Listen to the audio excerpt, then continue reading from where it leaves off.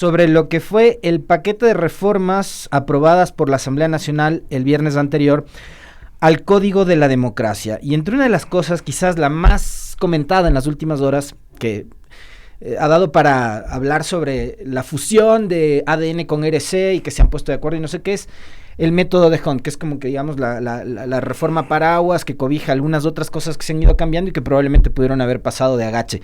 Pero, ¿qué decir así a breves rasgos, David? Bienvenido, buenos días, de estas reformas, de estos cambios establecidos al Código de la Democracia y que ya entrarían en vigencia para la elección seccional de 2027. De 2027, claro. De 2027. Bueno, buen día, muchas gracias por este espacio. Yo creo que nos tomó de sorpresa a muchos, capaz que no veíamos. Yo inclusive creo que los ojos más atentos no estaban pendientes de que iba a haber una reforma y al rato nos pensamos se votó y se cambió el sistema. Entonces creo que es un primer quizá déficit, porque justamente si el código es de la democracia se supone que debiera provenir de una discusión más democrática. Sí, para comenzar, y eso mismo quizá dio la oportunidad de darse cuenta que quizá faltó incluir algunas otras cosas, ¿no? Entonces, por un lado, claro, muchos ya lo dicen, el método de asignación de escaños beneficia a las organizaciones que son mayoritarias. Es un sistema mayoritario. Y luego viene una discusión sobre si eso es bueno o malo para el país. Entonces, porque además las olas cambian, ¿no? O sea, hace poco tiempo pocos hubiesen imaginado ver al Partido Social Cristiano defendiendo un método de asignación minoritario y que respete las minorías. Eso es algo que, más bien, siempre los actores políticos que son grandes buscan que los sistemas políticos representen a las mayorías y que tengan una representación suficiente de las minorías. Entonces, esto se conecta con lo que se llama los problemas de gobernabilidad. Ya, un poco lo que estamos viendo ahorita, lo que ahorita ha pasado es, estamos retrocediendo una de las cosas más importantes que logró hacer la reforma del 2020. Entonces, la reforma del 2020 puso este sistema de elección de las autoridades seccionales, y no solamente que el periodo de Lasso se vio perjudicado, o sea, con un sistema de asignación de escaños quizá Lasso hubiese tenido más legisladores. Tal vez no hubiese logrado conjurar los males que terminaron derivando en el colapso de su gobierno, pero en todo caso, este mismo fenómeno también pasó a nivel de las alcaldías, porque los consejos municipales, era muy difícil que un alcalde tenga una mayoría. Claro. Yunda, de lo que recuerdo, entró con 5 concejales, me parece. Sí, muy poco, o sea, lo suficientes, sí. Y si comparas con alcaldes anteriores, han llegado con mayoría, quizá no holgada, pero han podido maniobrar en el consejo. Exactamente. Entonces, quizá lo mismo se vea en otras. Entonces, bueno, en definitiva, yo pienso que mucha gente igual no recuerda, pero la reforma del 2020 intentó eliminar los distritos electorales y no logró. Afortunadamente, creo yo, porque creo que a las finales elegir por distritos a los asambleístas y a los concejales es más, permite que al menos haya un chequeo más cerca. Claro, que tengan representatividad ciertos territorios, ¿no? Sí. Porque antes, digamos, por poner un ejemplo, en el caso de Pichincha, los asambleístas, los diputados, eran todos de Quito. No había diputados de las parroquias y no había diputados de los cantones. Entonces, ahora ya te obliga a tener... Y decir eran todos de Quito es hasta generoso, porque creo que todos eran de parroquia Ñaquito, por poco, o etcétera. Pero entonces, sí, ahora vemos que hay más representación, y por eso, de hecho, justamente por eso le fue muy difícil a la reforma de 2020. Esta fue una reforma que preparó la función judicial en la época donde había Luis Verde Soto, y la primera, Diana Tamaín, ¿no es cierto? Porque ahorita hay una segunda. Pero... de esa época, una de las cosas que introdujeron fue que hacer obligatorio la licencia para optar por la reelección. Entonces, por ejemplo, uno dice, ahorita que pasó, llega Daniel Noboa, y Daniel Noboa dice, probablemente, tal vez eso no aplique si es que hay una muerte cruzada y viene un gobierno provisorio solo para reemplazar el momento, entonces no me voy de licencia por si acaso. Ya, entonces uno pensaría que la reforma de ahorita corrige ese... Él lo ve como un vacío, yo pienso que no era un vacío. No, claro. Yo pienso que fue una ilegalidad. Los ojos de la autoridad electoral se volvieron ciegos a conveniencia. No hubo autoridad. Claro. Uno pensaría que ahorita esta reforma aprovecha para redactar. En caso de muerte cruzada también está. Pero no redacta eso. Entonces. Claro. Que fue el problema más grande, ¿no? O sea, siempre es usual que las reformas electorales sea una ola, un reflujo que vuelve después de la elección. Uh-huh. Ahora, esta reforma, David, centrándonos específicamente en el tema del método. Digamos, por un lado tienes una estructura política que viene desde hace varios años muy consolidada, que todavía, creo yo, sostiene un 30% de apoyo electoral, que es la RC, ¿no? 30% del denominado voto duro, como le dicen los consultores políticos. Y me da la impresión de que Noboa entiende a ADN como una nueva revolución ciudadana. Es decir, vamos a dividirnos ahora las cámaras, ¿no? Ya sea el legislativo o las cámaras cantonales, entre ADN y RC, como somos los dos movimientos más grandes. Él entiende que tiene un voto duro. Él está entendiendo que la votación que obtuvo tanto en primera como en segunda vuelta en la última elección le pertenece a él, que no hay dentro de la votación de Daniel Noboa y de ADN gente socialcristiana, de Creo, de MPD, Pachacutic mismo, que creo que hubo muchos Pachacutic que hicieron campaña más por ADN y por Noboa. Él entiende que ya tiene un voto duro y que, digo, lo que pasó en esta última elección se va a replicar probablemente en el 27 y después en el 29. Claro, que es lo que tú decías hace un momento, que son estas reformas además son súper coyunturales, es de acuerdo al momento político que está viviendo el poder. O sea, es que yo quiero verla más amplio, porque yo pienso que esto creo que es un momento para discutir. En todo caso, la reforma ya salió. Uh-huh. Es muy improbable que Noboa la vete, seguramente estará en el registro oficial hoy o mañana. Así es. Entonces, verla más amplio implica saber para qué sirve una reforma o un método de asignación de escaños. Entonces, yo, antes de llegar acá, pasé por mi oficina porque yo tenía uno a veces piensa que esto es del siglo pasado, pero efectivamente esto es del siglo pasado. Uh-huh. Escribió en su momento, en el año 98, el expresidente Osvaldo Hurtado, para defender o explicar la Constitución que se hizo en el año 98. Entonces, en uno de esos esto fue en el diario El Comercio. Había un diario que se llamaba El Comercio.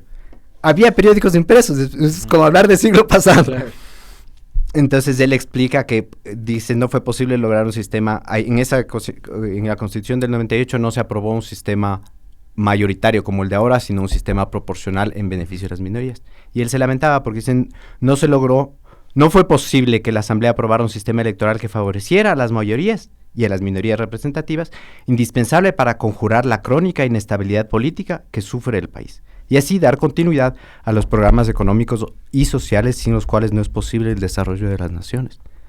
Entonces, yo pienso que esto ya lo han venido analizando las generaciones anteriores, y con el paso del tiempo han visto qué es mejor, las épocas donde hay más gobernabilidad y avanzan los proyectos uh-huh. políticos en una o en otra dirección, o es mejor las épocas de inestabilidad o de bronca, etcétera, ¿no? Entonces, yo me acuerdo que cuando yo era niño había época de bronca, y la época de ingobernabilidad es peor que por eso yo no entiendo cómo la pugna política. Ajá, claro, pugna de poderes y ese tipo de discusión. Entonces, sí. Aparte de que esto es una moneda al aire, porque uno no sabe de aquí a 4 años quién será mayoría o quién será minoría, ¿no es cierto? Uh-huh. También a nivel de territorio también es difícil saber. O sea, hubo algunos votos de Pachacuti que votaron por esto, pero claro.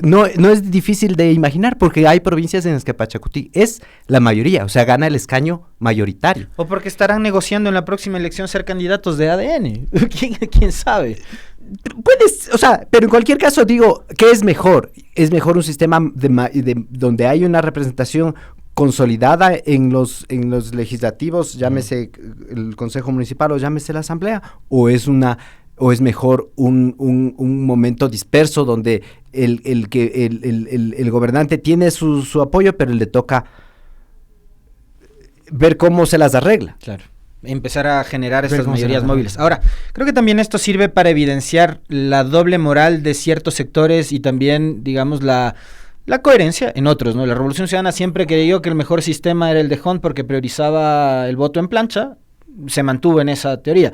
Hay otros que venían de diferentes partidos y movimientos políticos que ahora integran ADN, que en su momento no creían que era lo mejor el método de Hong, que creía que era mejor priorizar otros métodos como el de Webster, que apuntan más a la inclusión de las minorías, y ahora han decidido subirse a la camioneta de que prefieren este método y tal. Pero yo, fuera de micrófonos, planteaba una inquietud a nuestro invitado, y es: ¿era necesario llevar adelante un proceso de reformas del Código de la Democracia?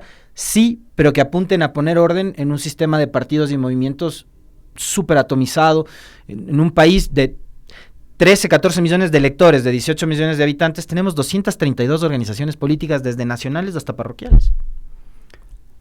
Sí, bueno, a mí me gusta más comparar la proporción de las organizaciones nacionales, que son 17, que también es un montón, pero es de la... margen de análisis que creo que es el más interesante de ver que, entonces, una de las cosas que viene ahorita, que ha traído esta reforma, es que nos dice, antes había la regla de tarjeta amarilla y tarjeta roja, tienes 2 elecciones para que te vaya mal y desapareces, y ha habido listas que desaparecen, la lista 19 antes había, y ya no hay, claro. Ya. Pero antes, por ejemplo, con el sistema anterior, las tarjetas, era difícil que logren tarjeta amarilla y era difícil que logren tarjeta roja. Con la reforma ahora te dice tarjeta roja de una. No logra los votos suficientes, se va. Entonces vas a encontrar una depuración. Y si el electorado se sigue comportando como en esta última elección, que concentró sus votos en las opciones que veía más viables, no necesariamente que les convenció más de su corazón, pero que le vio más, que le ponía más voluntad. Ahora, ¿crees que afecte el mapa político actual como nos dejó el Ecuador la elección última de este año? ¿Cambie esto, tomando en cuenta que las dinámicas también son diferentes, distintas en lo local, en la elección de alcaldías, de prefecturas, de juntas parroquiales? ¿Cambiará el mapa político o se sostendrá? Porque ahí puede ser que los liderazgos locales, si es que Creo apunta a un buen candidato, Creo pueda por ahí tener alguna opción, o Pachacutic de igual manera, sobre todo en las provincias amazónicas, Sierra Centro. Bueno, es muy avesado ya imaginar lo que de aquí a 2 años, la inestabilidad ecuatoriana, claro. Cualquiera que predice de aquí a 2 años te está imaginando mucho, pero no sé, habrá que ver, pero también depende, no es lo mismo analizar a nivel nacional que a nivel con el ente de territorios, ¿no? O sea, puede haber organizaciones políticas que sean débiles en un lado y en otro puedan surgir, ¿no? El hecho de que una autoridad asambleísta que apunte ahora a ser alcalde de su cantón pueda seguir... la opción de intentar, claro, y no... volver, no, pierdo, yo me lanzo, no voy a la aventura, soy asambleísta ahora y quiero ser alcalde de mi pueblo.